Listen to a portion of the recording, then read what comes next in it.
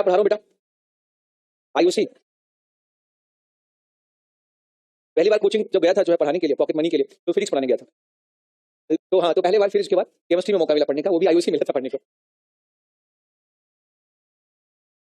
चलो स्टार्ट करें। ठीक है, 11 12 तो पढ़ाना है, क्या उसमें कुछ 11 12 के ऊपर तो था ही नहीं, पॉकेट मनी के लिए पढ़ाना था। क्या हुआ? हाँ कॉलेज में। स्टार्ट करें हम लोग आज का लेक्चर। ठीक है, तो हम लोग शायद आज हम लोग अभी तक रेजोनेंस क्या होता है समझ गए आप लोग, रेजोनेंस किस कंपाउंड में होता है ये भी हम जानते हैं, रेजोनेंस कैसे होता है ये भी जान चुके हैं, प्लस माइनस लोन पेयर इन सब की रेजोनेंस सीख लिया। हमने ये भी सीख लिया कि lone pair hybrid orbital P orbital में कब होता है, बता दिया था आपको। हाइब्रिड ऑर्बिटल पी ऑर्बिटल में कैसे पहचानते हैं? डीलोकलाइज होते हैं वो पी ऑर्बिटल और लोकलाइज होते हैं वो हाइब्रिड ऑर्बिटल। ठीक है, साथ में एरोमेटिक एंटी एरोमेटिक और नॉन एरोमेटिक कंपाउंड पहचानना भी सीख लिया था। उसमें एक होमवर्क भी दिया है आपको, वो कौन एरोमेटिक है कौन एंटी एरोमेटिक कौन नॉन एरोमेटिक, वो होमवर्क पहले डिस्कस करूं आपने कर लिया, सबने कर लिया कि हाइपर कॉन्जुगेशन पढ़ा के फिर डिस्कस करूं, पढ़ा के डिस्कस करूं, पहले पढ़ा देता हूं लास्ट में डिस्कस। ठीक है, हाइपर कॉन्जुगेशन का इफेक्ट कहां से है मैं आपको बता दूं। हाइपर कॉन्जुगेशन भी एक जो है हाइपोथेटिकल कांसेप्ट है।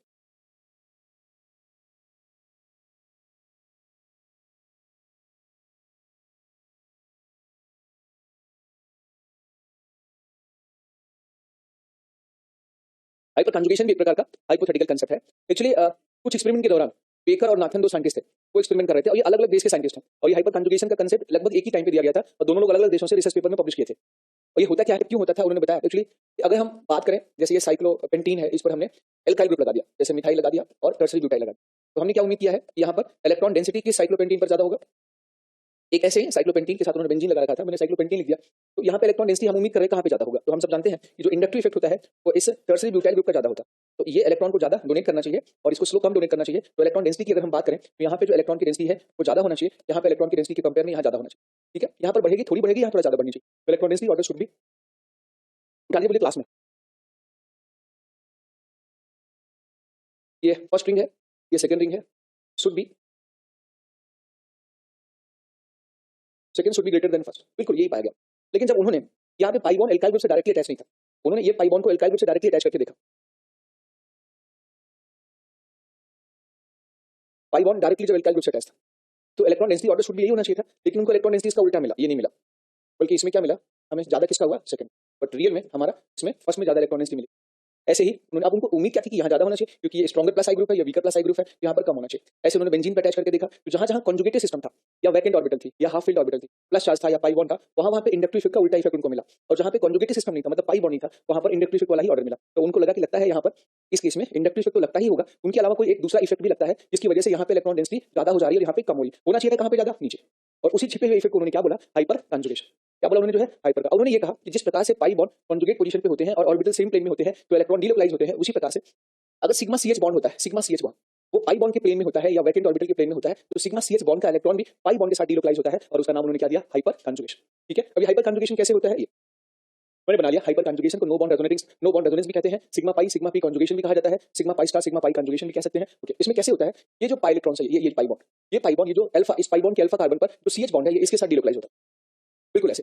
ये सिग्मा इलेक्ट्रॉन इसके एंटी बॉन्डिंग ऑर्बिटल की तरफ बढ़ता है, तो इसलिए बढ़ता है क्योंकि बॉन्ड फॉर्मेशन से मॉलिक्यूल की स्टेबिलिटी क्या होती है, बढ़ती है, तो मॉलिक्यूल को स्टेबलाइज करने के लिए इसके एंटी बॉन्डिंग ऑर्बिटल में इलेक्ट्रॉन बढ़ता है, उस इलेक्ट्रॉन से रिपेल्ड होकर के ये वाला पाई इलेक्ट्रॉन राइट साइड चला जाता है, या ऐसे भी कहें ये दोनों की ईएन ज्यादा होता है, ये सीएच बॉन्ड जो होता है इसकी तरफ मूव करता है और फिर यहाँ पे चला जाता है, इसमें वही वाला सीएच बॉन्ड मूव करता है जो इस पाई बॉन्ड के प्लेन में होता है। ठीक है, हो सकता है कि कोई पाई बॉन्ड ये तीन सीएच बॉन्ड में से तो सीएच बॉन्ड इसके प्लेन में होगा, वो होगा। इसमें इलेक्ट्रॉन डीलोकलाइज होता है तो किनारे कार्बन पे आ जाता है माइनस चार्ज, किनारे वाले कार्बन पे क्या आ जाएगा, नेगेटिव चार्ज, बिल्कुल किनारे वाले कार्बन पे नेगेटिव चार्ज आ जाएगा और हाइड्रोजन पे थोड़ी देर के लिए पॉजिटिव चार्ज, ये जो डबल था ये सिंगल में कन्वर्ट हो जाएगा और यहाँ डबल बॉन्ड बन जाएगा। ठीक ऐसे ही फिर वापस फिर इलेक्ट्रॉन तुरंत हाइड्रोजन ऑर्बिटल की तरफ आता है और ये आगे आके बॉन्ड बना देता है। इस तरीके से यहाँ रोटेशन जारी रहता है, जो भी हाइड्रोजन इस पाई बॉन्ड के प्लेन में आ जाता है वो इसके साथ डीलोकलाइज होता है, जो भी प्लेन बरमुडा ट्रायंगल के ऊपर से गुजरने लगती है वो अंदर चली जाती है, लेकिन यहाँ पर वो इरिवर्सिबल प्रोसेस होता है क्योंकि वहां पर वापस प्लेन ऊपर नहीं आती, यहाँ पर क्या होता है रिवर्सिबल प्रोसेस, ये हाइड्रोजन का इलेक्ट्रॉन राइट जाता भी है और वापस आता भी है। ठीक है, समझ में आपको, नहीं है समझ, इधर आइए, नोटबुक लेके आइए, पेन भी लाइए, वो पेन उठा लाइए, एक और पेन, तीन पेन चाहिए, तीन चार पेन, आ जाओ बस हो गया, इतने से काम चल जाएगा, नहीं फिर वापस भी लौटाना पड़ेगा। पकड़िए ये पाई बॉन्ड इधर से, ये लोग भी जिंदाबाद मुर्दाबाद करते हैं, इनको भी खुश रखना है। ठीक है, ये अगर पाई बॉन्ड का प्लेन हो गया, ये पी ऑर्बिटल्स है, ये P orbital side by side overlap की हुई है, ये पाई बॉन्ड बना है, यहाँ पर ये सिग्मा सीएच बॉन्ड है। ठीक है, अब यहाँ पर जो हाइड्रोजन होगा मैं बता दूं, आज तो इस साल का लास्ट डे है, तो कौन कौन सा रेजोल्यूशन लिया आप लोगों ने, रेजोल्यूशन आप लेंगे 4 5 या 10 जो भी रेजोल्यूशन लेंगे तो उसमें एक आध दो चार भी फॉलो कर लेंगे तो बड़ी बात है, और लेकिन फॉलो किया जा सकता है। देखो ये ऐसे है इधर। यार नेक्स्ट ईयर तो रिजोल्यूशन आपको लेने का मेडिकल कॉलेज में मौका मिलेगा, बस इस साल आप बाहर से ले सकते हैं। आप इधर देखें, यहाँ पे अगर आप बात करें तो ये पाई बॉन्ड हो गया, ठीक है। अब ये पाई इलेक्ट्रॉन्स का जो पी ऑर्बिटल का प्लेन है और ये सिग्मा बॉन्ड जो सिग्मा सीएच बॉन्ड उसका प्लेन है, होता है कि ये सिग्मा बॉन्ड का इलेक्ट्रॉन ये ऑर्बिटल ये इधर जाके यहाँ पे बॉन्ड बनाता है और ये पाई बॉन्ड यहाँ पे शिफ्ट हो जाता है। ये समझे, यहाँ की जो बीच की इलेक्ट्रॉन्स है वो इस पाई बॉन्ड के ऑर्बिटल में जाता है, ये ऑर्बिटल खाली हो जाता है। फिर यहाँ वाली जो ऑर्बिटल है ये ऑर्बिटल इसके साथ में क्या करती है, बॉन्ड थोड़ी देर के लिए एच का इलेक्ट्रॉन गायब हो जाता है, फिर वापस एच को लेता है, मेरा खुद का इलेक्ट्रॉन उधर चला गया है, फिर से वो एच प्लस वापस उसको क्या करता है, खींच लेता है, बुला लेता है, ये ऑर्बिटल बॉन्ड बना लेते हैं, ये ऑर्बिटल खाली होता है, फिर आगे आके बॉन्ड बना। इसमें से जो सीएच बॉन्ड होता है ऐसे रोटेट करता रहता है, हम सब जानते हैं जहां सिंगल बॉन्ड होता है वहां रोटेशन होता रहता है। तो जो भी हाइड्रोजन इस पाई बॉन्ड के प्लेन में आ जाता है उसके लपेटे में आ जाता है, समझ में आ गया, ये उसको अपनी तरफ खींच लेता है। लपेटे समझ आप लोग, मतलब जो भी इसके प्लेन में आता है वो उसके इफेक्ट में आ जाता है। अच्छा, ये बॉन्ड सिर्फ उन्होंने देखा और ये प्रैक्टिकली ऑब्जर्व चीजें हैं, तो उन्होंने देखा ये इस तरह का जो इफेक्ट है वो सिर्फ सीएच बॉन्ड में होता है, या ड्यूटेरियम आइसोटोप और ट्रिटियम होता है तो वहां भी देखा जाता है। बाकी अगर यहाँ पर कार्बन कार्बन बॉन्ड होंगे, कोई और बॉन्ड होता है तो ये इफेक्ट देखा नहीं जाता। तो उन्होंने जो ऑब्जर्व किया है कि ये वाला इफेक्ट सिर्फ कहां दिखता है, जब इस कार्बन पे सीएच बॉन्ड होगा, क्योंकि वो बॉन्ड आसानी से टूट के डीलोकलाइज हो सकता है। बाकी carbon carbon bond strong overlapping की वजह से वो आसानी से टूटता नहीं। तो हाइपर कॉन्जुगेशन सिर्फ किसमें होगा, सीएच बॉन्ड। अच्छा, जैसे जैसे यहाँ पर हाइड्रोजन कम करेंगे, जो भी हाइड्रोजन इसके प्लेन में आएगा वो हाइपर कॉन्जुगेशन कर सकता है। इस चक्कर में यहाँ पे इलेक्ट्रॉन डेंसिटी बढ़ेगी। जैसे एक हाइड्रोजन होगा तो यहाँ पर एक बार इलेक्ट्रॉन आएगा, दो हाइड्रोजन होगा दो बार जाएगा, तीन होगा, तो ये उन्होंने अब ये समझाया है। आया, इसी को हम क्या कहते हैं, हाइपर कॉन्जुगेटिव हाइपर कॉन्जुगेशन। पक्का समझ में आ गया? तो चलिए, थैंक यू। सिर्फ सीएल बॉन्ड होता है, अभी आगे मैं आपको बताता हूँ, लेकिन ये उस समय डिस्कवर नहीं था, अभी आपको बताता हूँ सारी बात। हाँ, थैंक यू। ये बना, ये सीएच बॉन्ड है, ये इसके साथ डीलोकलाइज हुआ, फिर ये रिटर्न वापस आ गया। अगले चक्कर में ये हाइड्रोजन के साथ हाइपर कॉन्जुगेशन हो गया, सेम हाइड्रोजन के साथ, देखो यहाँ पर पाई बॉन्ड बन गया, यहाँ पर माइनस। फिर अगले चक्कर में फिर ये वाला वापस आ गया, ये माइनस चार्ज इधर आ गया, ये बॉन्ड अपनी जगह आ गया, फिर से रिटर्न। नेक्स्ट चक्कर कौन गया बताओ, नेक्स्ट वाला हाइड्रोजन हाइपर कॉन्जुगेशन में पार्ट लिया, ये बन गया। अच्छा, ये जो इंटरेक्शन हुआ, ये जो मूवमेंट इलेक्ट्रॉन्स का हो रहा है वो किस ऑर्बिटल के बीच हो रहा है, ये रियली होता है एंटी बॉन्डिंग ऑर्बिटल में। इलेक्ट्रॉन जाता क्यों है, क्योंकि इन दोनों कार्बन का जो ईएन है वो ज्यादा है, और साथ में ये इधर इलेक्ट्रॉन के मूवमेंट से मॉलिक्यूल में क्या होती है, स्टेबिलिटी बढ़ती है। या यूं ऐसे भी कह सकते हैं, बॉन्ड फॉर्मेशन से मॉलिक्यूल की स्टेबिलिटी क्या होती है, बढ़ती है। तो ये इसकी एंटी बॉन्डिंग ऑर्बिटल की तरफ मूव करता है, और इसके मूवमेंट से रिपेल्ड होकर ये वाला इलेक्ट्रॉन आता है। तो ये इसका मूवमेंट होता है सिग्मा बॉन्ड का इस पाई बॉन्ड की एंटी बॉन्डिंग ऑर्बिटल में। इस कॉन्जुगेशन को कहते हैं पाई स्टार कॉन्जुगेशन। कोई आपसे पूछे प्रोटीन में जो कॉन्जुगेशन होता है, या प्रोटीन में जो इलेक्ट्रॉन डीलोकलाइज होता है, या प्रोटीन में जो हाइपर कॉन्जुगेशन होता है, उसमें कौन सा कॉन्जुगेशन होता है, बोलेंगे सिग्मा पाई स्टार कॉन्जुगेशन। ये पूछा जाता है, याद रखेंगे इसको आप लोग। ओके, ऐसे यहाँ पर अभी सब लिखा है सिग्मा पाई स्टार कॉन्जुगेशन। दोनों में से एक आंसर चुनना हो तो आप सिग्मा पाई स्टार लिखेंगे।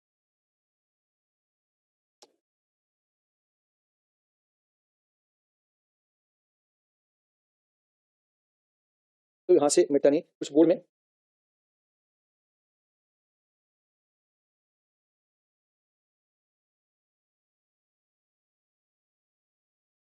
ये तो हो चुका है, इसमें कोई नई बात नहीं, आप जानते हैं ये सारी बात। अच्छा, यहाँ पर ध्यान से देखिएगा, ये जो बॉन्ड है ये भी एक प्रकार से रेजोनेंस ही है। It is also kind of resonance में दो पार्ट हो गया, एक हाइपर कॉन्जुगेशन वाला रेजोनेंस होता है और एक पाई पाई वाला। तो जो पाई पाई वाला होता है उसे मिजोमेरिज्म या मिजोमेरिक इफेक्ट भी कहते हैं, और इसको हम सिग्मा हाइपर कॉन्जुगेशन या तो रेजोनेंस होता है। इलेक्ट्रॉन घूमता है तो उसको रेजोनेंस कहते हैं।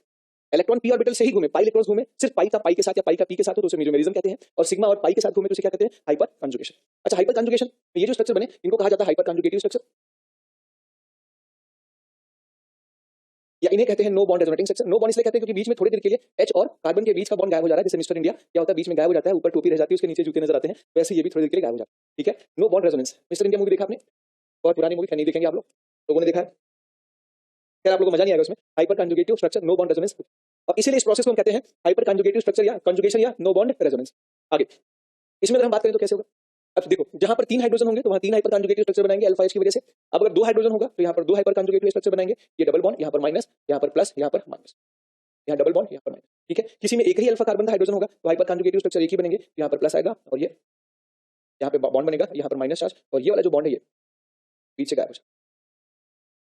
कहीं पर अगर अल्फा कार्बन का हाइड्रोजन ही सारे CH3 ग्रुप है तो इसमें हाइपर कॉन्जुगेशन नहीं होगा, this compound will not show hyper conjugation. यहाँ पर हाइपर कॉन्जुगेशन नहीं होगा, क्यों, क्योंकि ये CH बॉन्ड आसानी से टूटता नहीं है। एक एग्जाम में आपके क्वेश्चन आता है number of alpha H which can show hyper conjugation, यहाँ पर 3 है, यहाँ पर 2 है, यहाँ 1 है, यहाँ 0। ठीक है, इस कॉन्जुगेशन का नाम है। ओके, अब ठीक इसी प्रकार से अगर मान लिया जिस कार्बन पर CH बॉन्ड है उसके बगल वाले कार्बन पर ऑर्बिटल खाली है और पॉजिटिव चार्ज, तो भी इलेक्ट्रॉन मूव करता है। जैसे ये केटायन में बॉन्ड बनने से स्टेबिलिटी बढ़ेगी, तो केटायन को स्टेबलाइज करने के लिए ये वाला हाइड्रोजन यहाँ से मूव करता है, ये वाला इलेक्ट्रॉन यहाँ पर आएगा। ठीक है, डबल बॉन्ड बनेगा और हाइड्रोजन पे कौन सा चार्ज आएगा, पॉजिटिव चार्ज, ये स्ट्रक्चर बनेगा। फिर वापस हाइड्रोजन फिर से इलेक्ट्रॉन को छीन लेगा, और इसी चक्कर में जो हाइड्रोजन इस वैकेंट पी ऑर्बिटल के प्लेन में आएगा उस हाइड्रोजन का हाइपर कॉन्जुगेशन होगा, और जितने अल्फा कार्बन पर हाइड्रोजन होंगे उतनी बार इसमें क्या होगा, हाइपर कॉन्जुगेशन होगा, और ये बन जाएगा स्ट्रक्चर।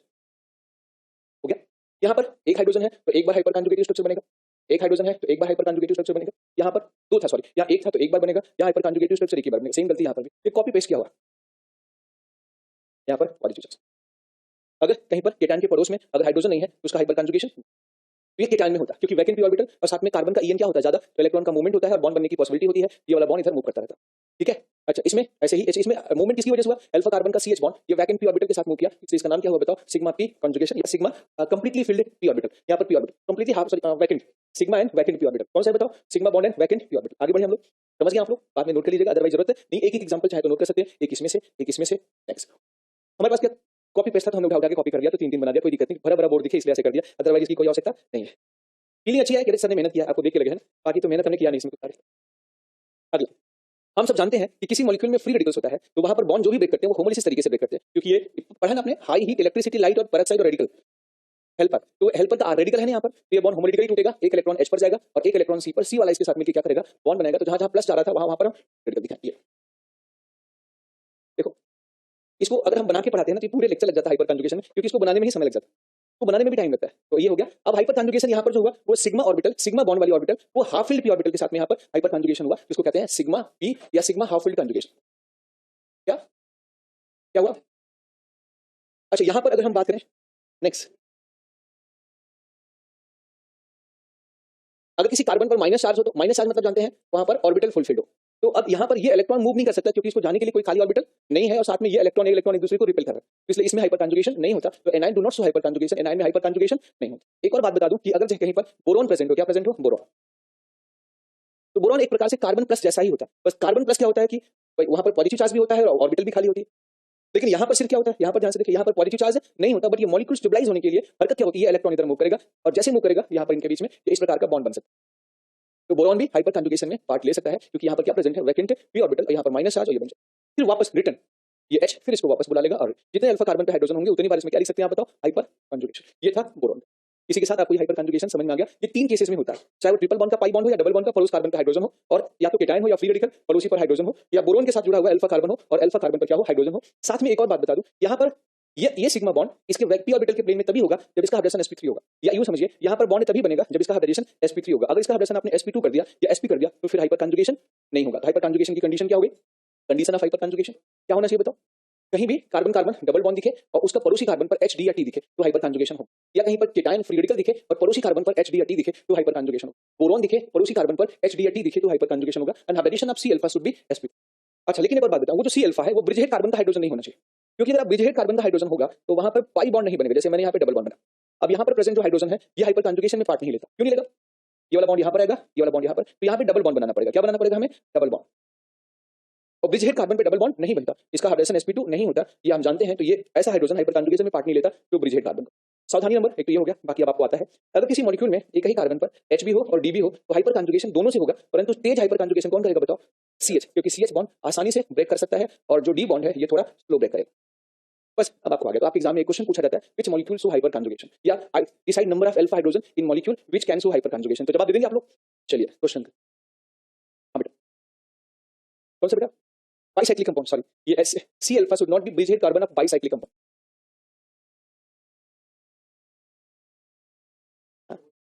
बोरोन वाला सेम चीज है, जो C प्लस के पास होता है वही बोरोन होता है, बस सिर्फ वैकेंट ऑर्बिटल होता है। C प्लस का हाइपर कंजुगेशन तेज होगा क्योंकि वो प्लस चार्ज से भी खींचेगा और साथ में ऑर्बिटल, तो इसका इफेक्टिव न्यूक्लियर चार्ज भी ज्यादा होगा और ऊपर से प्लस चार्ज भी है और ऑर्बिटल भी खाली। बोरोन में होगा पर स्पीड थोड़ी क्या होगी? स्लो होगी, लेस इफेक्टिव। पक्का? अगला, ये तो एरोमेटिक वाला सवाल था, इसको पीछे करते हैं, इसकी अभी जो होती है इसको थोड़ा हम हाइपर कंजुगेशन वाले क्वेश्चन।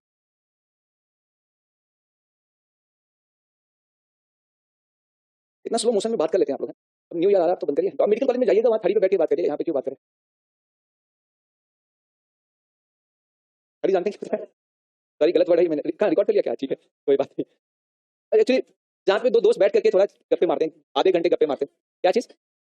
अभी आपको थड़ी में नहीं भेजना, ये गलत वर्ड है। अभी आपको क्लास में रहना है, जब मेडिकल कॉलेज में पहुंच जाएंगे तब। नहीं नहीं, दूसरी जो चाय तो ठीक बोला, उसके आगे ठीक नहीं बोला। चाय तो ठीक है। एक बात बताऊं, इनकम्प्लीट कंबस्शन ऑफ हाइड्रोकार्बन से जो पॉलीसाइक्लिक हाइड्रोकार्बन बनते हैं, इनकम्प्लीट कंबस्शन जो होता है कुछ कार्बन का हाइड्रोकार्बन से पॉलीसाइक्लिक हाइड्रोकार्बन बनते हैं, और जो हमारे अंदर डीएनए के नेचर को चेंज करता है, और वो डीएनए जो हमारी सेल्स को रिपेयर करते रहते हैं ये उल्टा करना शुरू कर देते हैं, वो सेल्स को डैमेज करना शुरू कर देते हैं और इससे कैंसर काज होता है। आप जानते हैं? तभी आपने सुना है कि जो सिगरेट पीता है उसको तो हानिकारक, जो है उसको तो नुकसान करता ही करता है, लेकिन जो उसके बगल में रहता है ना वो ज्यादा इफेक्टेड होता है। हाँ हाँ, तो ये कह रहे हैं इसका मतलब सर फिर बगल में रहे तो सिर्फ खड़ा ना रहे, हम पीना शुरू कर दें मतलब मैंने अपने दोस्त को बताया तो उसने कहा इसका मतलब फिर मैं भी शुरू कर देता हूँ, क्योंकि जब ज्यादा नुकसान फ्री रहने से है, फिर से बढ़िया स्टार्टिंग कर देते हैं। ठीक है, अच्छा, हाइड्रोकार्बन की एक प्रॉपर्टी भी, हाइड्रोकार्बन का हाइड्रोकार्बन चैप्टर में ये आपको मिलेगा, उसमें ढेर सारे जो पॉलीसाइक्लिक एरोमेटिक कंपाउंड होते हैं जिसमें जैसे फिनांथ्रीन है, एंथ्रासीन है, ऐसे ढेर सारे रिंग वाले जो होते हैं ये कार्सिनोजेनिक होते हैं, जो कैंसर कारक होते हैं। ठीक है, और बाकी जो फेफड़े में धुआं जाता है उससे कुछ नहीं होता, वो तो फिल्टर है, तो फेफड़ा ऑटोमेटिक सिस्टम से उसको सही कर देता है। लेकिन वो जो डीएनए का नेचर चेंज होता है, कभी कभी आपने सुना होगा कुछ लोग मतलब ड्रिंक भी करते हैं, सुट्टा भी पीते हैं और पता चला कि वो 100 साल तक जिंदा है। मेरे ग्रैंडफादर 105 साल तक थे और स्मोकर थे, वो बढ़िया थे। हाँ, तो लेकिन कुछ लोगों के लिए ये जो होता है तुरंत डीएनए चेंज होता है और कम एज में ही उल्टा हो जाता है, फिर याद रखना। तो खैर ये नुकसानदेह है, पता नहीं किसको नुकसान करेगा किसको नहीं करेगा, ये पता नहीं है, इससे आप दूर रहें। हाँ?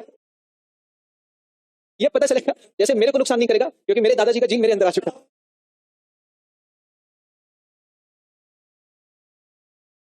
लेकिन मैं ट्राई नहीं करता, ये बात है। अच्छा वापस, ठीक है। अब आपके एग्जाम में एक सवाल पूछा जाता है कि इनमें से molecule among following so hyper conjugation, ये क्वेश्चन कुछ कमी हो गया क्या?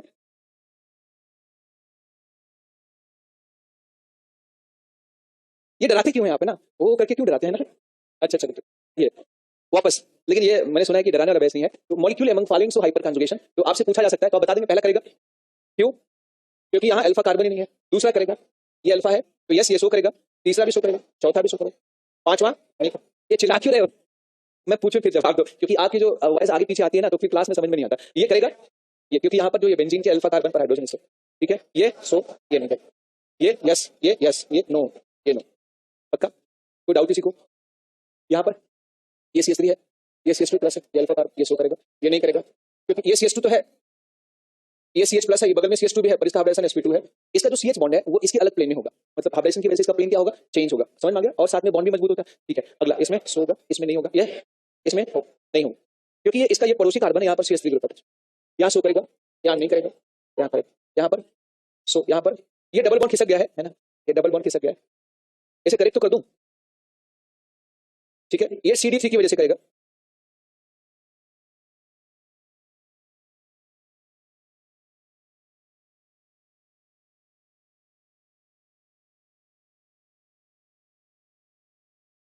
हो गया।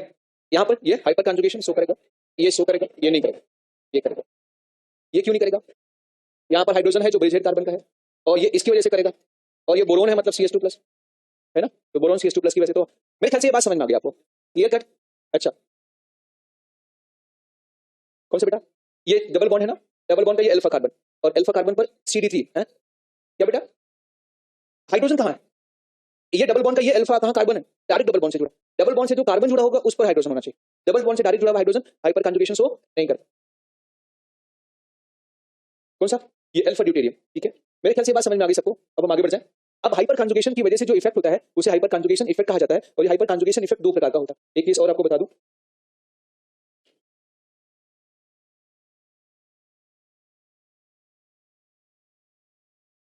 एक्चुअली मैं बहुत देर रात तक इसको बना नहीं पाया, 2-3 बज गए थे। तालियां किस लिए?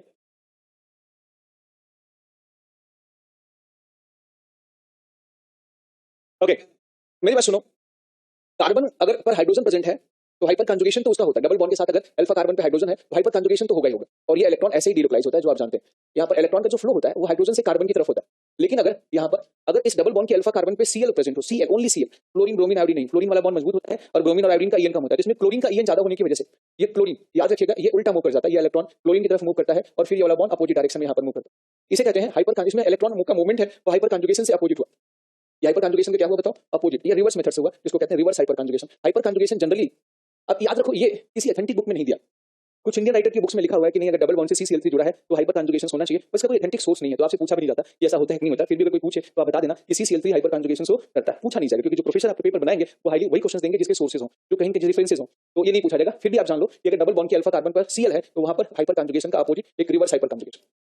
तो अब अगर हम ऐसी बात करें तो हाइपर कॉन्जुगेशन दो प्रकार का हो गया, एक जिसमें इलेक्ट्रॉन जो है ग्रुप देता है, और जो दूसरा जिसमें इलेक्ट्रॉन क्या करता है, विड्रॉ करता है। तो हाइपर कॉन्जुगेशन दो प्रकार का है। तो हाइपर कॉन्जुगेशन इफेक्ट कितने प्रकार का होगा? दो प्रकार का, एक होगा जिसे कहेंगे हम प्लस H इफेक्ट, और दूसरे क्या बोलेंगे बेटा? माइनस। प्लस H इफेक्ट मतलब electron donating hyper conjugation effect, जो हाइपर कॉन्जुगेशन में इलेक्ट्रॉन किसी भी मॉलिक्यूल की तरफ डोनेट करे, जैसे हाइपर कॉन्जुगेशन में ये इलेक्ट्रॉन डोनेट कर रहा है, इसको कहेंगे हाइपर कॉन्जुगेशन में electron donating group, plus H group. और ऐसे प्लस H ग्रुप की वजह से जो प्रभाव बेंजीन पर पड़ेगा उसे क्या कहेंगे हम लोग बताओ? Plus H effect. Plus H group कौन होगा? फिक्स है, 3 ग्रुप हैं जो प्लस H है, एक मिथाइल है जिसे आप जानते हैं मिथाइल, दूसरा है इथाइल CH2 CH3, और तीसरा है आइसोप्रोपाइल। अच्छा, एक और एल्काइल ग्रुप होता है टर्सरी ब्यूटाइल, लेकिन वो प्लस H का बिहेवियर नहीं शो करता क्योंकि यहाँ पर कोई अल्फा कार्बन पर हाइड्रोजन प्रेजेंट नहीं होता। CH3 और CD2 CD3 भी हो सकता है, CT3 भी हो सकता है, इसमें CD2 और CH3 भी हो सकता है, इसमें CT3 और CT2 एंड CH3। ये हाइपर कॉन्जुगेशन के ग्रुप में बेटा यहाँ पर हाइड्रोजन कम करोगे तो हाइपर कॉन्जुगेशन कम होगा, यानी ये इलेक्ट्रॉन यहाँ पर कम आएगा। तो प्लस H क्षमता भी हमने लिख दिया, जिस कार्बन पर पहले कार्बन पर बेंजीन से सटे पहले कार्बन पर डबल बॉन्ड से सटे पहले कार्बन पर जितना ज्यादा हाइड्रोजन होगा उसका प्लस H इफेक्ट भी उतना ही क्या होगा, ज्यादा। तो प्लस H इफेक्ट CH3 का सबसे ज्यादा होता है और आइसोप्रोपाइल का सबसे कम होता है। टर्सरी ब्यूटाइल जो होता है ये प्लस H इफेक्ट शो नहीं करता, do not show plus H effect, ठीक है, क्योंकि इसके पहले कार्बन पर हाइड्रोजन प्रेजेंट नहीं है। और माइनस H इफेक्ट इसको कहेंगे, याद रखिएगा, तो हाइपर कॉन्जुगेशन में इलेक्ट्रॉन क्या करे, विड्रॉ करे। इसका एक ही एग्जांपल है, आप जानते हैं कौन सा है, बताओ, C, ओनली वन एग्जांपल। पक्का आगे बढ़े हम लोग। तो आपने हाइपर कॉन्जुगेशन इफेक्ट भी देख लिया और हाइपर कॉन्जुगेशन कहां होता है, कहां, ये भी आपने देख लिया। और कार्बन आयन में हाइपर कॉन्जुगेशन नहीं होता, ये भी आपने जान लिया। अब हम इनको यूज करेंगे, जो हमने अलग अलग इफेक्ट पढ़े हैं, रेजोनेंस और हाइपर कॉन्जुगेशन और इंडक्टिव इफेक्ट और एरोमेटिक इफेक्ट पढ़े हैं, इन सबको यूज करके क्वेश्चंस कैसे सॉल्व करते हैं। एप्लीकेशंस ऑफ वेरियस इफेक्ट क्या पढ़ेंगे हम लोग, बताओ, एप्लीकेशंस ऑफ वेरियस इफेक्ट। क्या BH2 नहीं, BH2 पर होगा जब उसमें कोई ग्रुप लगा, BH2 तो केटायन, CH2 के प्लस जैसा होगा। BH2 जो होगा ये जैसे CH2 प्लस है ना, इसके साथ जो ग्रुप आप जोड़ेंगे ये इसको बोला जाएगा कि ये CH2 प्लस के साथ जुड़ा CH3 प्लस H है, ठीक है, वो तो करेगा BH2, लेकिन उसके ऊपर इलेक्ट्रॉन जाएगा। मैं बात कर रहा हूं प्लस H ग्रुप कौन है, BH2 माइनस H ग्रुप होगा। हाइपर कॉन्जुगेशन में इलेक्ट्रॉन विड्रॉ कर रहा है, विड्रॉ क्या, तो ऑटोमेटिक उधर फ्लो होकर जा रहा हो गया। आगे बढ़े बेटा, नेक्स्ट। कंफ्यूज तो नहीं हो गया आप लोग, कोई कंफ्यूजन तो नहीं। एक्चुअली आपका डाउट है तो आप उसको समझेंगे नहीं, वो उनको समझा रहा। एक्चुअली होता है क्या कि दूसरे का डाउट दूसरे समझने लगता है तो फिर डाउट बढ़ जाता है। अब हम पढ़ेंगे applications of various effect, applications of various effect, applications of various effect. हम आपको बात करें इसका एप्लीकेशन हम यूज कर सकते हैं कई प्रॉब्लम को सॉल्व करने में। सबसे पहले हम मॉलिक्यूल की स्टेबिलिटी बता सकते हैं, comparison of stability of molecule, comparison of stability of molecule या आयंस, मॉलिक्यूल्स और आयंस सब में अप्लाई कर सकते हैं, ठीक है। इसके लिए आपको कुछ फार्मूले याद रखना है। नंबर 1, स्टेबिलिटी जो होता है फर्स्ट, ये डायरेक्टली प्रोपोर्शनल होता है एरोमेटिक नेचर के और inversely proportional anti aromatic nature के। अर्थात अगर कोई मॉलिक्यूल एरोमेटिक है तो सबसे ज्यादा स्टेबल और एंटी एरोमेटिक है तो सबसे कम। अब इसे ऐसे भी कह सकते हैं, इसे सेम मेथड से, कि aromatic compounds are more stable than non aromatic compounds and they are more stable than anti aromatic compounds. और ये दो। नेक्स्ट दूसरा है, अगर मान लिया कोई नॉन एरोमेटिक है तो नॉन एरोमेटिक मॉलिक्यूल या एरोमेटिक है तो नॉन एरोमेटिक दो प्रकार के होंगे, एक रेजोनेटिंग होगा, दूसरा क्या होगा, नॉन रेजोनेटिंग। तो जो रेजोनेटिंग मॉलिक्यूल होंगे उसकी स्टेबिलिटी क्या होगी, ज्यादा। आप ऐसे भी कह सकते हैं एरोमेटिक मॉलिक्यूल भी दो प्रकार का होगा, क्योंकि एक में रेजोनेंस ज्यादा हो रहा होगा, एक में रेजोनेंस है, मतलब ऊपर का फार्मूला काम ना आए तो formula number 2, stability directly proportional to resonance. अच्छा, ये भी काम नहीं आया तो फिर stability directly proportional to hyperconjugation, ये भी काम नहीं आया तो बजरंगबली इफेक्ट। बजरंगबली इफेक्ट काम कर जाएगा, जानते हो बजरंगबली इफेक्ट, नहीं जानते हैं? मैं एक बार यूपीएससी का पेपर दे रहा था तो काफी पहले, तो मेरे बगल में बैठा जो बंदा था और आधे समय में मेरे क्वेश्चंस करीब 60%, 55-60% के आसपास हुए होंगे और आधे समय वो लगभग 90%, 95, 99% कर चुका था। आखिरी 2-4 में सर्कल कर रहा था। मैंने कहा उसको तो गजब यार, ये तो सुपर स्पीड से कर रहा है, इतना तेज है। जनरल स्टडी का पेपर था तो जीएस का पेपर था, इतना तेज आदमी यार, उसको देख के मैं कॉम्प्लेक्स हो रहा था, इसका सिलेक्शन होगा कि मेरा होगा। तो देख के वैसी हालत खराब थी तो रहा ही नहीं गया, मैं क्लास में पूछ गया भाई कैसे इतना तेज कर रहा है, थोड़ा सा मौका मिला, बोला चुपचाप पढ़ाई चुपचाप अपना कर। नहीं रहा गया मेरे से, फिर मेरी नजर बार-बार उसके पेपर पे जा रही है। तो मैंने कहा भाई कैसे कर रहा है, बोला दिमाग मत खराब कर, इन्विजिलेटर को बुला लूंगा अभी, ठीक है, कर लिया, हटा दिया उसने मुझे। ठीक है भाई, गरीब आदमी साइकिल से पहुंचा था, पसीने से लथपथ था, कपड़े थोड़ा ठीक है नॉर्मल कंडीशन में थे, देखा होगा इसको क्या आता है, ठीक है कोई बात नहीं। फिर लेकिन मैं रहा नहीं गया कि ये कहीं तो पढ़ाई किया है और कैसे पढ़ाई किया है, क्योंकि 1.5 घंटे में इसने पूरा पेपर सॉल्व कर डाला और मैं 1.5 घंटे में 60% पे भी हाथ लटका पड़ा हूं। तो मैं फिर खैर जल्दी खाली हो गया था तो जल्दी उसने पेपर सबमिट किया और भाग गया। थोड़ा स्मार्ट भी था थोड़ा वो, है ना, तो मैं पहचान लिया था कि चलो बाहर मिलेगा तो पूछूंगा। मैं भी फटाफट पेपर उसके चक्कर में जमा किया और उसे पूछने के चक्कर में साइकिल स्टैंड तक दौड़ के उसके पास गया, भाई अब तो बता दे तूने क्या किया था। तो बोला एक्चुअली तू तो पीछे पड़ गया गले, एक्चुअली वो मैं पेपर नहीं कर रहा था, वो पेपर बजरंगबली कर रहे थे, इसलिए स्पीड बढ़ गई थी। मैंने कहा क्या बेवकूफ बना रहे, बताना है तो बता दे, नहीं तो फिर बेवकूफ मत बना भाई, तू कर रहा था, तेरे तू किसी से बात भी नहीं कर रहा था आसपास, तू ही कर रहा था, बजरंगबली कहां बैठे थे। बोला अच्छा ठीक है तेरे को बताता हूं, मैंने बजरंगबली को 1 किलो देसी घी के लड्डू चढ़ाए थे, बोला था कल जनरल स्टडी का पेपर है तैयार करके आना और फिर इसके बाद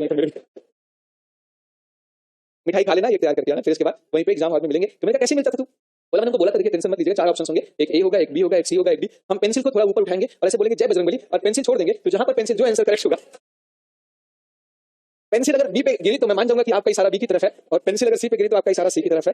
तो मैंने उसे कहा भाई कभी कभी तो ऐसा भी हुआ होगा कि पेंसिल बी और सी के एग्जैक्ट बीच में गिर गई हो। नहीं तो मैंने कहा बेवकूफ समझ रखा क्या, मैंने आधा किलो बर्फी दुर्गा मां को भी चढ़ा रखा था, अगर बजरंगबली को कंफ्यूजन हो बी और सी के बीच में तो दुर्गा मां आप बताना, दोबारा ट्राई मैं करूंगा फिर, ठीक है। हाँ सिलेक्शन तो हो गया, बजरंगबली का हुआ था लेकिन क्योंकि एग्जाम तो बजरंगबली दिए थे ना, बस एग्जाम तो बजरंगबली दिए थे ना, तो आईएएस अधिकारी तो बजरंगबली बनेंगे ना। हमें कभी मिले नहीं हो बजरंगबली, लेकिन सिलेक्शन तो उन्हीं का हुआ होगा, ठीक है। क्या हुआ,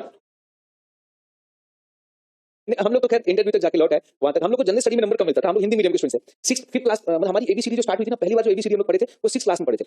एबीसीडी का स्टार्ट 6th क्लास से हुआ था हमारा, प्राइमरी स्कूल में तो एबीसीडी होता ही नहीं। हाँ प्राइमरी स्कूल होता था ना पहले, सरकारी स्कूल तो छोड़ो तो नहीं एबीसीडी चलता ही नहीं था पहले, एबीसीडी स्टार्ट ही 6th क्लास से होता था, इससे पहले अंग्रेजी का नामो निशान नहीं होता था। हाँ मतलब जो आप एलकेजी में एबीसीडी पढ़ते, जो मैडम लोग हाथ पकड़ के आपको पढ़ाती हैं एबीसीडी, वो हमारे गुरुजी लोग 6 में बताते थे कि ये ए है, ये बी है, ये सी है, ये डी है। समझ में आ गया? अच्छा चलो ठीक है। क्लास 5 में मुझे याद है कि एबीसीडी 4 तरह से लिखा जाता है। एक होता है कैपिटल, एक स्मॉल, एक रनिंग, कैलकुलेटर। मैंने वो 2 तरह से लिख के दिखा दिया था, एक कैपिटल वाला, एक स्मॉल वाला, और मुझे पार्ले जी बिस्किट इनाम मिला था क्लास 5 में। अब आप सोचो, तो जो जनरल स्टडी का पेपर होता है इंग्लिश मीडियम में, उसमें जो साउथ वाले होते हैं ना, उनसे गलतियां बहुत कम होती है, ग्रामेटिकल मिस्टेक उनसे नहीं होती है, तो उसमें नंबर उनको खूब मिलते हैं। और हम नॉर्थ इंडिया वालों को ये नंबर यहाँ पे नहीं मिल पाते। हम क्या बचपन से साइंस ही पढ़ने के चक्कर में इधर साइंस पढ़ लेते हैं और उधर तैयारी करते हैं, जो है या तो तैयारी में या तो इंग्लिश मीडियम लेंगे या तो हिंदी मीडियम। आर्ट के सब्जेक्ट होते हैं जो, तो उनको बेनिफिट होता है। तो अगर किसी को यूपीएससी करना हो तो बेहतर होता है कि अगर वो हिंदी मीडियम से तो किसी आर्ट के सब्जेक्ट से जाए, क्योंकि वो हिंदी मीडियम टोटली लेकर के वहां पर कर सकता है, या तो फिर इंग्लिश मीडियम में जाए। क्या आईटी, अब तो आईटी बहुत, लेकिन अभी भी अभी आईटी वाले से ज्यादा भी अब रिजल्ट जो आता है ना, आईटी वाले टॉपर जो होते हैं वो अक्सर आईटी वाले होते हैं, लेकिन जो नंबर ऑफ रिजल्ट्स होता है, जो सिलेक्शन होते हैं, वो आर्ट वाले खूब होते हैं। आर्ट और साइंस वाले भी होते हैं, और मेरा टॉपर अक्सर होते हैं। हाँ, एंथ्रोपोलॉजी तो बढ़िया सब्जेक्ट है, वो तो मिक्स है, बायो और साइंस का कॉम्बो है। ओके, बहुत बढ़िया सब्जेक्ट है। अच्छा, हम लोग को कुछ पता ही नहीं हुआ, हाई स्कूल में अच्छा नंबर आ गया, बहुत बढ़िया, पास हो गए, मतलब 14% रिजल्ट में एक मेरा भी पास हो गया, बस गांव में तो पड़ता है। मतलब 92 में हाई स्कूल हमने किया था, 92 में मेरा हाई स्कूल था, और उस समय कल्याण सिंह जो है चीफ मिनिस्टर थे, एक अध्यादेश लगाए थे, आपके चाचा जी या पिताजी लोग वगैरह कोई जो है एग्जाम दिया होगा उस समय, कल्याण सिंह चीफ मिनिस्टर थे, अध्यादेश लगा था कि नकल करता हुआ जिस क्लास में बच्चा पाया जाएगा, वो क्लास वो बच्चा, उस क्लास के टीचर, उस क्लास के स्कूल के प्रिंसिपल, सबको जेल होगी। और उस चक्कर में क्या है कि चेकिंग भयंकर होती थी और एकदम नकल जो है बंद हो गया था, और उस साल का जो रिजल्ट था वो 14% रिजल्ट था। 100 में से जो सिर्फ 14 बच्चे ही पास थे, बाकी तो 86 बच्चे फेल थे, पास ही नहीं होते। 14%। इधर यूपी बोर्ड मेरा 78% था इधर। तब 79% पे वो मेरिट लिस्ट निकलती थी, वो मेरिट लिस्ट में नहीं आया था, लेकिन ठीक आ गया, चलो ठीक। ओके, तब टॉपर 84-83% पे ही जाते थे। हाँ, चलो ठीक है, इधर हमारा छूट जाएगा। स्टेबिलिटी देखने के हमारे पास कितने तरीके हैं बेटा? 3, एरोमेटिक, एंटी एरोमेटिक और क्या है? Non aromatic. दूसरा, stability directly proportional to resonance, stability directly proportional to hyperconjugation. पक्का? चलिए, और हम बातें करेंगे, बताएंगे अपनी कमियों को, और जिसकी वजह से हम दूर हो गए सिलेक्शन से, ये इस पढ़ाई से दूर हो गए, ये पॉकेट मनी के चक्कर में भी हम लोग दूर हो गए, इस कोचिंग के चक्कर में भी। भाई सिविल सर्विसेज के दौरान से आपने कोचिंग पढ़ाना स्टार्ट कर दिया, वहां पे डाइवर्जन स्टार्ट हो गया। ये हो गया aromatic nature, anti aromatic nature, ये है रेजोनेंस, ये है हाइपर। अच्छा, क्वेश्चन अगर ऊपर से सॉल्व हो जाए तो नीचे वाले को यूज मत करना, इससे सॉल्व हो जाए तो हाइपर कंजुगेशन को यूज मत करना। तो चलिए, मैंने कुछ क्वेश्चन ले रखा है। हाँ, एरोमेटिक नेचर और एन मतलब एंटी, जितना अच्छा एरोमेटिक नेचर होगा उतना स्टेबल होगा। ठीक है, अब मैं कुछ क्वेश्चन लिखा हूं, इसको आपको जवाब देना। इसको यार थोड़ा, इसको अभी काम तो नहीं कर,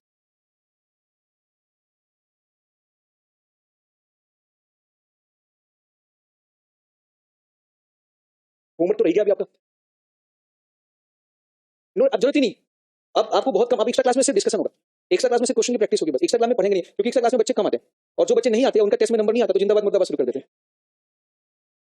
वो फीडबैक खराब कर देते हैं ना।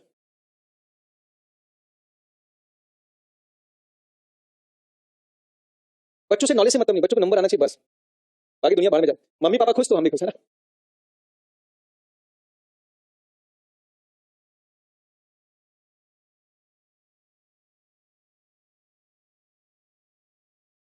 ये कुछ सवाल है,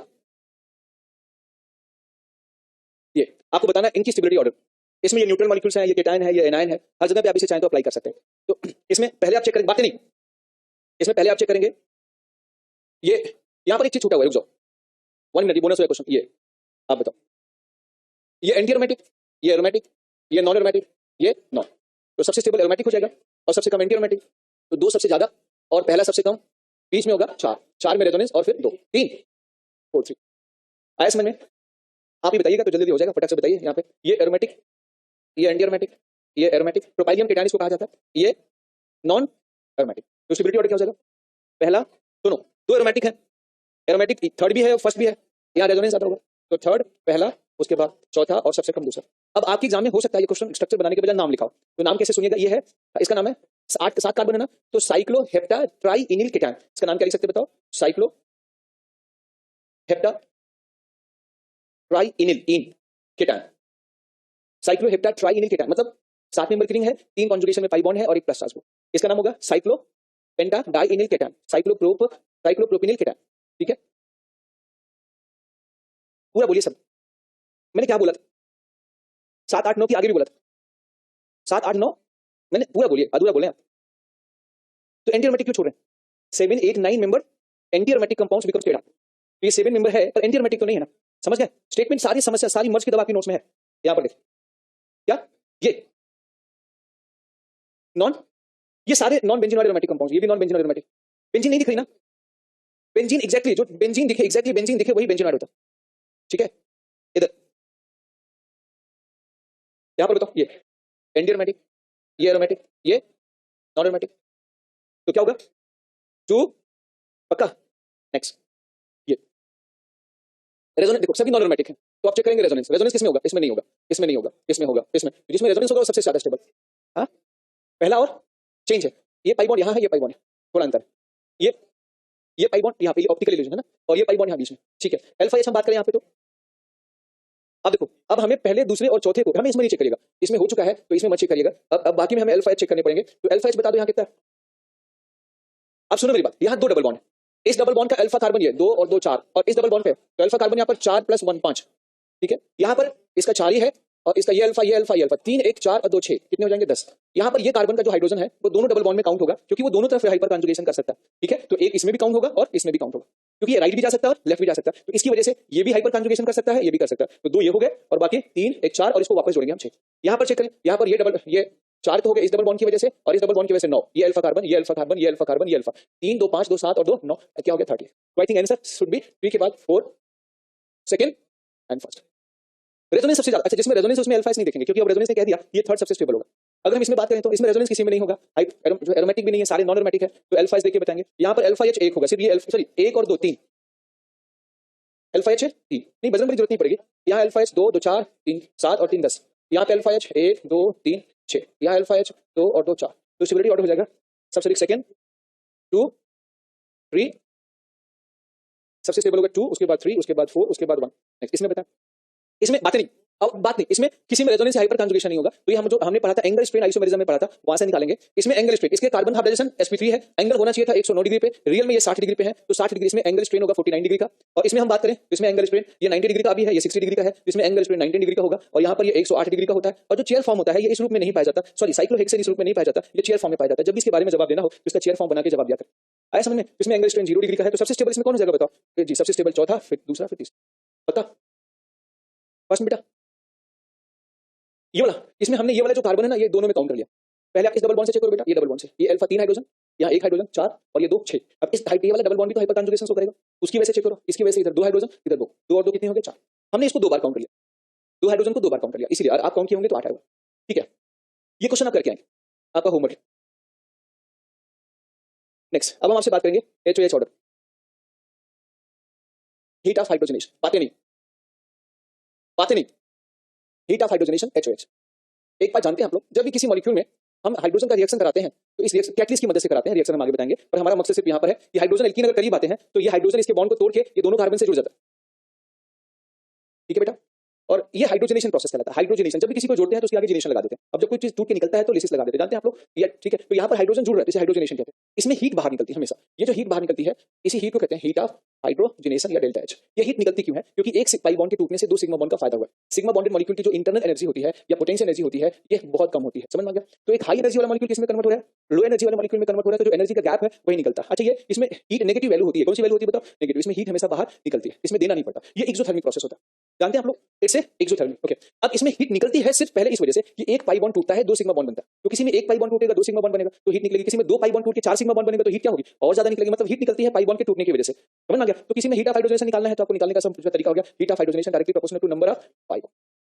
अच्छा अगर पाई बॉन्ड सेम हो जाए तो कहीं कहीं पाई बॉन्ड सेम हो तो जो मॉलिक्यूल ज्यादा स्टेबल होता है उससे वो हीट रिएक्शन में कम देता है, तो आप लिख सकते हैं HOH inversely proportional to stability of alkene. और स्टेबिलिटी निकालना आपको, स्टेबिलिटी ऑफ एल्कीन या मॉलिक्यूल्स,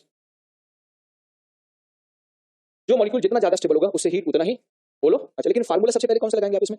पहले पाई बॉन्ड लगाएंगे। अगर पाई बॉन्ड जब सेम हो जाए तब किसको लगाएंगे बताओ? पक्का, ये क्रम को चेंज मत करिएगा, नहीं क्वेश्चन क्या हो जाएगा गलत हो जाएगा, पक्का।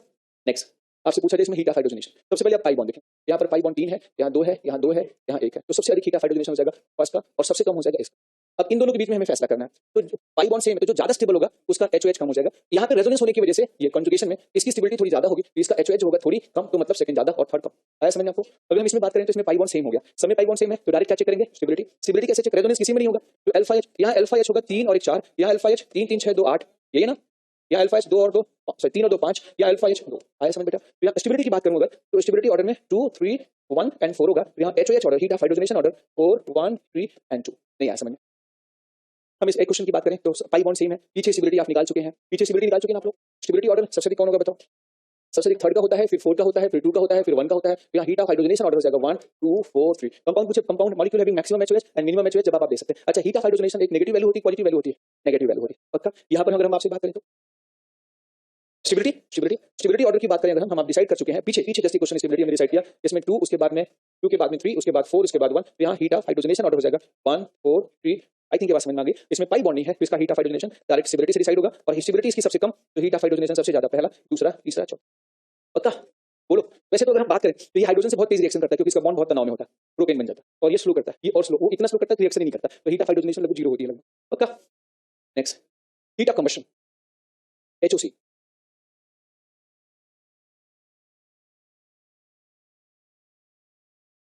स्पेलिंग मिस्टेक, कम बस, हाँ हीट ऑफ कंबशन, पक्का। HOC, HOC, delta S. अगला next fast, heat of combustion कैसे बताएंगे, ध्यान से देखो। What is heat of combustion? जब किसी हाइड्रोकार्बन पर ऑक्सीजन या एयर, ओपन एयर, ठीक है, ऑक्सीजन एयर से ट्रीट करते हैं तो सारे कार्बन CO2 बन जाते हैं, सारे हाइड्रोजन पानी बन जाते हैं, वाटर। इसमें इसमें भी बहुत हीट बाहर निकलती है, बोलो क्यों? इसमें हीट बहुत निकलती है, बोलो क्या हीट क्यों निकलती है, वो तो हमें कौन बताएगा? पेट्रोल जलता है तो हीट क्यों बाहर निकलती है, डीजल जलता है तो हीट क्यों बाहर निकलती है, एलपीजी सिलेंडर में आग जलता है तो हीट क्यों बाहर निकलती है, क्यों? कौन बताएगा? हाथ उठाए। हाँ, 1 2 का देना चाहिए ना फिर इसमें। और कौन, आपने क्या बताया? तो जब बॉन्ड डिसोसिएट होगा तो बॉन्ड को एनर्जी देना पड़ेगा ना, तो जितना बनने में लगा उतना आपने उसको दे दिया तो टूट गया, तो निकल क्यों रही है फिर? सीधा सीधा क्योंकि ये एक्सोथर्मिक प्रोसेस है, या एक और कारण क्योंकि इसमें हीट निकलती है, सो निकलती है। या जब मम्मी मम्मी ने एलपीजी सिलेंडर जलाया तो उसे हीट निकलती, खाना बनता है इसलिए हीट निकलती है। हाँ हाँ, रुक जाओ। हाँ हाँ, ये भी हो सकता है, ये भी हो सकता है, लेकिन एक और असली कारण जो है वो आप लोग नहीं बताया, बाकी कारण तो ठीक है कि कुकर सिटी बोलता है एलपीजी सिलेंडर बनाने से खाना पक जाता है इसलिए ये निकलती है जी। यस यस यस, एक रीजन। और ये बिल्कुल अगर सीधी सीधी बात है, अगर अब एग्जामिनर को टीचर को बेवकूफ बनाना है तो सीधे सीधे बता दो क्योंकि प्रोडक्ट की एनर्जी कम है, प्रोडक्ट की इंटरनल एनर्जी कम है, स्टेबिलिटी ज्यादा, इसलिए हीट निकलेगी। और ये कहां से? ये जो CO2 गैस होता है, ये एक तो नंबर ऑफ एटम यहाँ कम होते हैं और बॉन्डिंग ज्यादा होती है और साथ में रेजोनेंस भी करता है। तो CO2 गैस जो होता है ये हजारों डिग्री सेल्सियस पे भी स्टेबल होता है, इसको हीट के तोड़ नहीं सकते आप, हीट करके तोड़ नहीं सकते। इसको खत्म करने का एक ही रास्ता है, पेड़ और पौधे इसको खाते हैं और वो उनसे जो ऑक्सीजन निकलता है वो हम यूज करते हैं। ये जो CO2 बनता है ना, सारे हीट का जड़ यही है, हर कार्बन CO2 में कन्वर्ट होगा, जितना CO2 बनेगा उतना स्टेबल चीज बनेगी, उतना स्टेबल चीज बनेगा तो उतना हीट बाहर निकलेगी। तो यहाँ पर प्रोडक्ट की एनर्जी कम होती है, इंटरनल एनर्जी कम होती है, स्टेबिलिटी ज्यादा होती है, इसलिए हीट बाहर निकलती है। ठीक है, अच्छा अच्छा, ये हीट बाहर निकली किस वजह से? CO2 की वजह से। CO2 बनता है काहे के? कार्बन से। तो कैसे निकालेंगे हीट ऑफ कंबशन? जितना ज्यादा कार्बन उतना ज्यादा CO2 निकलेगा, उतना ही ज्यादा हीट ऑफ क्या होगा? कंबशन। तो heat of combustion directly proportional to number of. अच्छा, कार्बन एटम अगर सेम हो जाए तो कैसे बताएंगे? ये मॉलिक्यूल की स्टेबिलिटी, कार्बन तो बराबर है, ये मॉलिक्यूल जितना ज्यादा स्टेबल होगा उतना कम हीट निकालेगा, तो यहाँ पर heat of combustion inversely proportional to stability.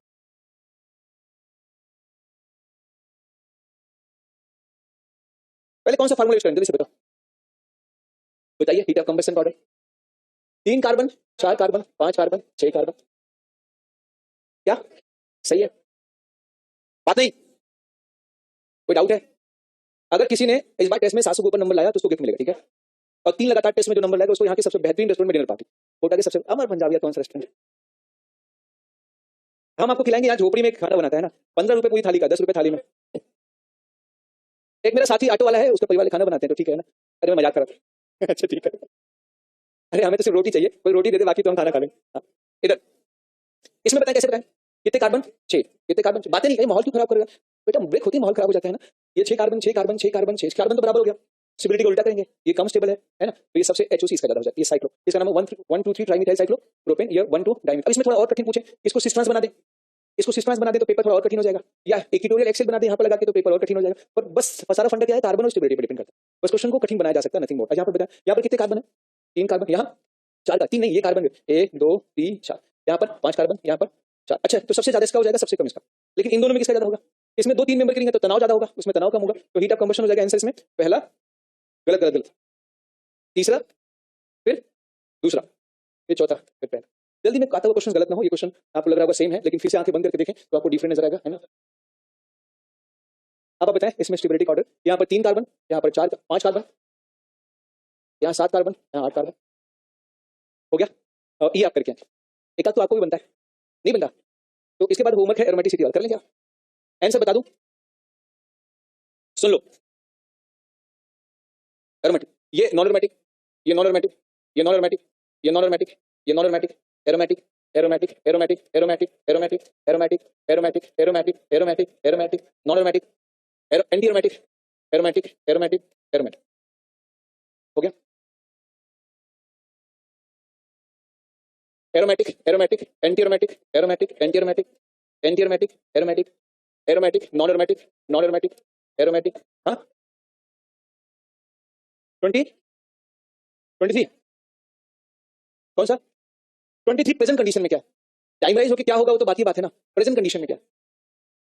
देखो, कभी भी बेंजीन रिंग, कहीं भी एंटी एरोमेटिक रिंग अगर दिख जाए आपको, तो अगर बेंजीन से सर से एंटी एरोमेटिक रिंग, तो फिर तो एंटी हो जाएगा। बाकी हर केस में एरोमेटिक होगा पक्का, बेंजीन दिखे तो। बाकी आप कर लेना, बाकी एन से लिख दिया, बाकी करके आएंगे क्या आप लोग? हाँ, छोड़ो सर, नेक्स्ट डे कर लेंगे, ठीक। हाँ, यहाँ तक बता दूं, ये एंटी एरोमेटिक, ये एरोमेटिक, ये aromatic, anti aromatic, aromatic, aromatic, aromatic, anti aromatic. क्या 39?